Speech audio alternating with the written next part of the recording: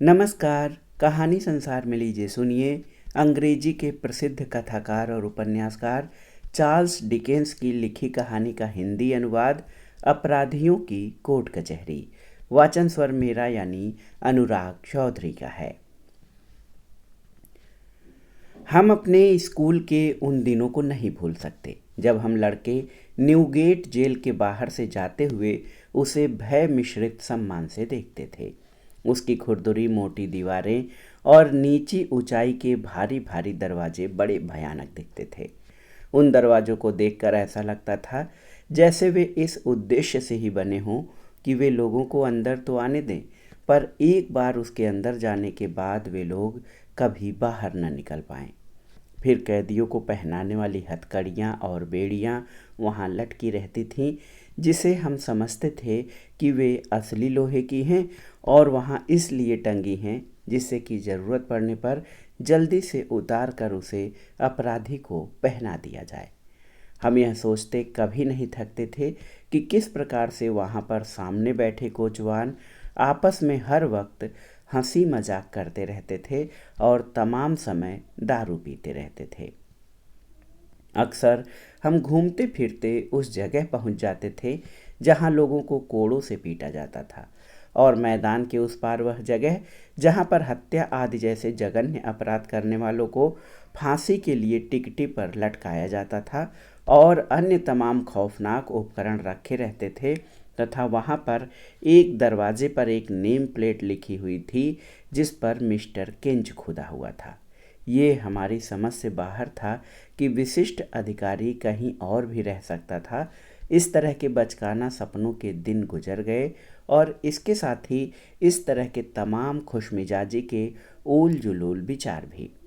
पर अभी भी हमारे अंदर उन मौलिक भावनाओं के कुछ अवशेष बचे हुए थे, और अब भी हम उस कारागार के सामने से गुजरते थे तो एक बार सहसा कांप उठते थे। लंदन में ऐसा कौन सा राहगीर होगा जिसने आते जाते कभी भी उस घनी बाड़ के अंदर न देखा हो, जिससे कैदियों को इस अंधेरे और उदास कैद खाने के अंदर न ले जाया जा रहा हो और वहाँ रखी कुछ चीज़ों को जिज्ञासा भरी निगाहों से न देखा हो।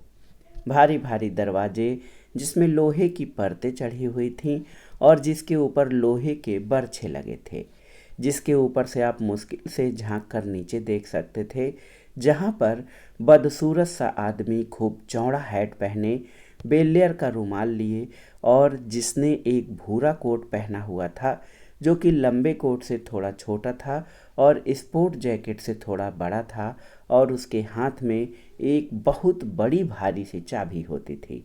और सारे आज पर्याप्त भाग्यशाली हुए और वहाँ से उस वक्त गुजर रहे हों जब गेट खोला जा रहा हो।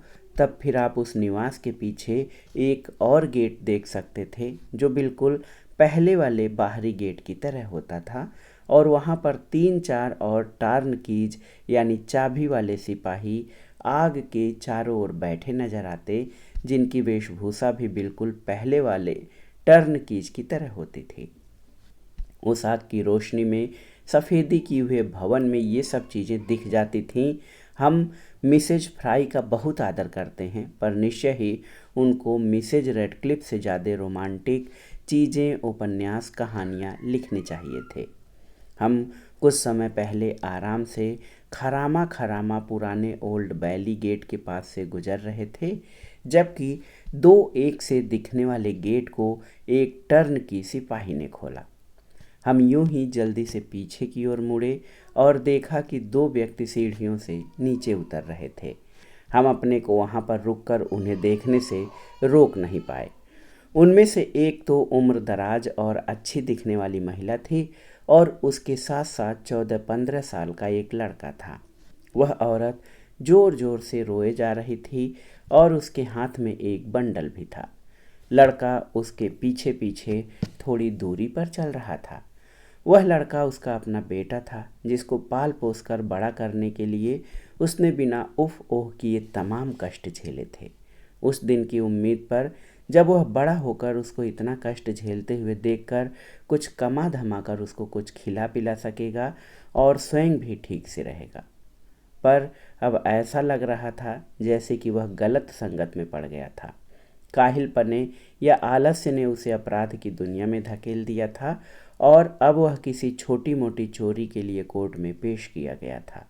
वह काफ़ी दिन जेल में रह चुका था तथा थोड़ी सी और सज़ा काटने के बाद आज सुबह उसे रिहा किया जाना था।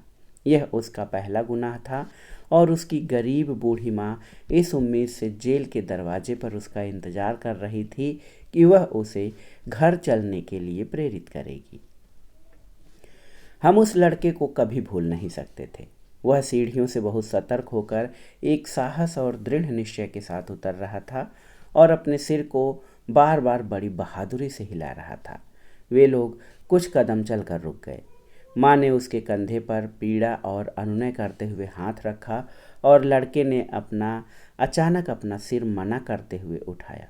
वह एक बड़ी चमकदार सुबह थी और सूर्य की खुशनुमा रोशनी में हर चीज़ बड़ी साफ सुथरी अच्छी लग रही थी। लड़के ने अपने चारों ओर आश्चर्य से होकर देखा, क्योंकि जेल की उदास और अंधेरी कोठरी के बाहर वह बहुत दिनों बाद निकला था। शायद उसकी माँ की दुर्दशा ने उसके ऊपर कुछ असर डाला या संभवतः इस बात का असर हुआ कि वह भी एक खुशमिजाज बच्चा था और केवल माता ही उसकी एकमात्र दोस्त और उसकी सबसे अच्छी साथिन थी।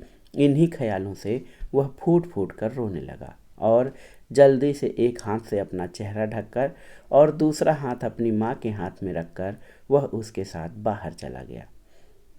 जिज्ञासावश हम ओल्ड वैली के दोनों कोर्टों में चले गए।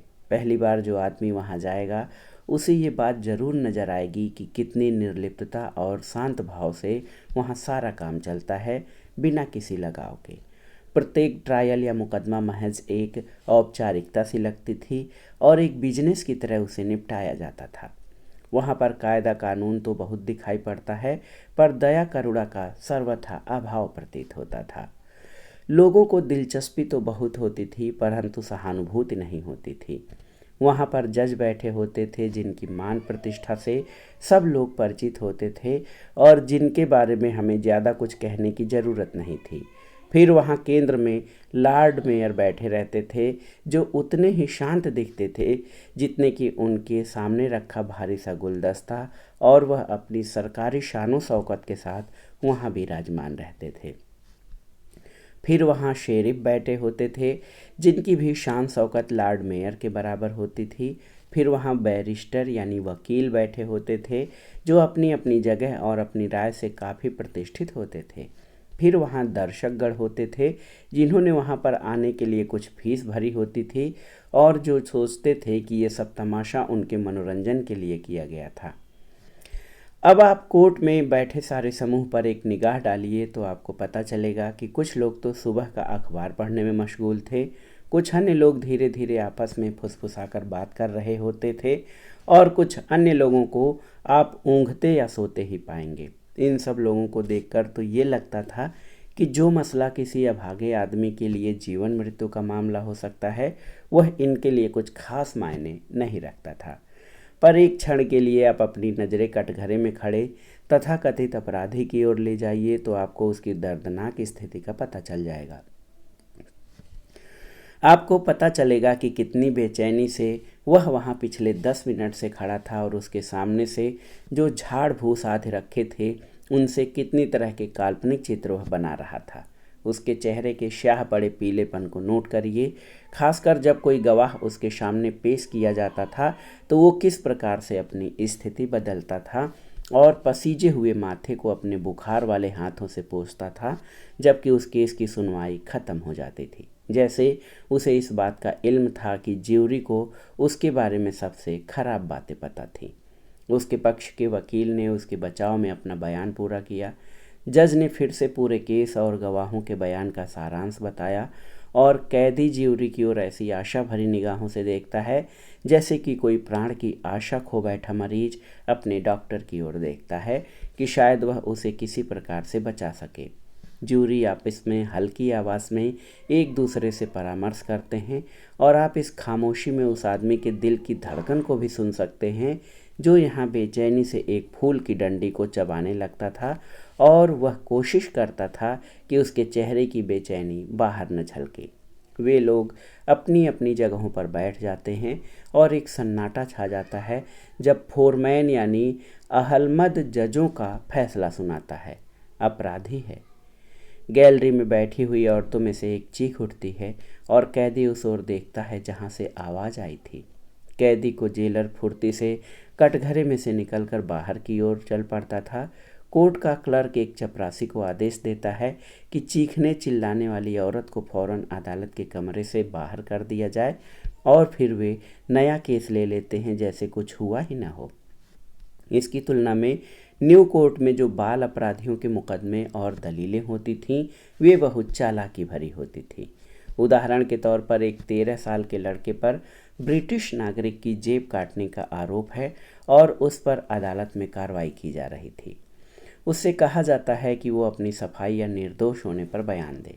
वह फिर ज्यूरी के सदस्यों पर टिप्पणी करता है और कहता है कि सारे गवाहों ने कोर्ट के सामने गलत या झूठे बयान दिए हैं और उसके ऊपर परजरी का आरोप है तथा सारे पुलिस वाले उसके खिलाफ थे। पर इस बयान के सही होने की चाहे जितनी संभावना हो, कोर्ट इसे मानने को तैयार नहीं है और फिर कुछ इस प्रकार का दृश्य या वार्तालाप होता है। कोर्ट कहती है, क्या तुम्हारे पास ऐसा कोई गवाह है जो तुम्हारे चरित्र के बारे में सत्यापन कर सकता हो? लड़का कहा, हाँ माय लॉर्ड। कोर्ट के बाहर 15 गवाह खड़े हैं और वे कल भी सारे दिन आपके बुलावे का इंतजार करते रहे, जबकि इन्होंने बताया था कि कल मेरा ट्रायल होने वाला है। कोर्ट ने कहा, उन गवाहों के बारे में पता करो और बुलाओ।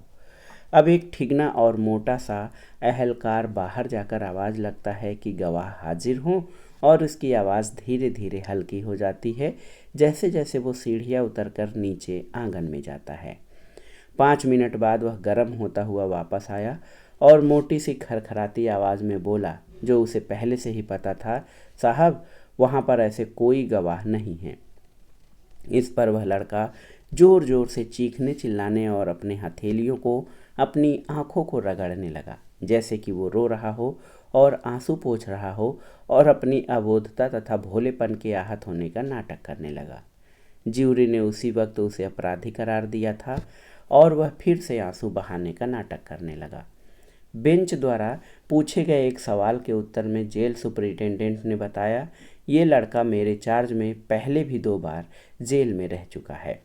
इस बात पर उस लड़के ने कहा, सर मेरी मदद कीजिए, मैंने इसके पहले कभी कोई जुर्म नहीं किया था। सही कह रहा हूँ साहब, कभी भी पहले मैंने कोई गड़बड़ नहीं किया था। ये सब इसलिए है कि मेरा एक जुड़वा भाई है और वह गड़बड़ी करता है तथा ये मुझे पकड़ लाते हैं। मैं सही कह रहा हूँ साहब, मुझ में और उसमें कोई फ़र्क नहीं है और किसी को ये फ़र्क पता नहीं चलता है। उसकी इस दलील का भी डिफेंस की अन्य दलीलों की तरह कोर्ट पर कोई असर नहीं पड़ा और उसे 7 साल की सज़ा सुना दी गई। अपना गुस्सा जताने के लिए वो कटघरे में से अपने आप बाहर नहीं निकला, बल्कि पुलिस वालों को ज़बरदस्ती उसे वहाँ से पकड़कर ले जाना पड़ा। उसको इस बात की बहुत खुशी थी कि वह जिसको जितना परेशान कर सकता था किया। तो ये थी अंग्रेजी लेखक चार्ल्स डिकेंस की लिखी कहानी का हिंदी अनुवाद, अपराधियों की कोर्ट कचहरी। कहानी आपको कैसी लगी हमें कमेंट बॉक्स में ज़रूर बताइएगा। दोस्तों, न्याय व्यवस्था चाहे अपने देश की हो किसी अन्य देश की, वहाँ पर सब कोर्ट और जज तथा न्यायाधीश के ऊपर होता है। साथ ही साथ वहाँ गवाह कौन से हैं, उनकी दलीलें क्या हैं, इन सब पर निर्भर करता है। कभी कभी कोई व्यक्ति ठीक ठाक या निरपराध होने पर भी कोर्ट की दलीलों के चक्कर में अपराधी घोषित कर दिया जाता है, लेकिन कई अपराधी ऐसे भी होते हैं जो कोर्ट और गवाहों को मैनेज करके अपराध से बरी भी हो जाते हैं, जबकि वास्तविक अपराधी वही होते हैं।